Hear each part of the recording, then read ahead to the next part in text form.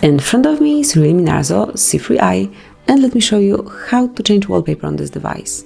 So at first, let's open list of all apps and enter settings.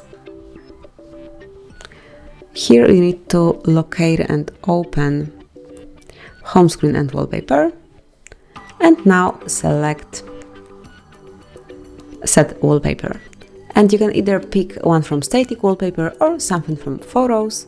Just pick the album that you would like to pick your wallpaper from, and let me choose, for example, this picture. And if you want to set it as your wallpaper, just click on Set As, and now decide if you want this picture to cover your lock screen only, your home screen only, or maybe both of them. And I will pick this option, set as both. And from now on, as you can see, you've got this brand new wallpaper on both home and lock screen of yours. And this is it, that will be all. Thank you for watching. Please subscribe our channel and leave the thumbs up.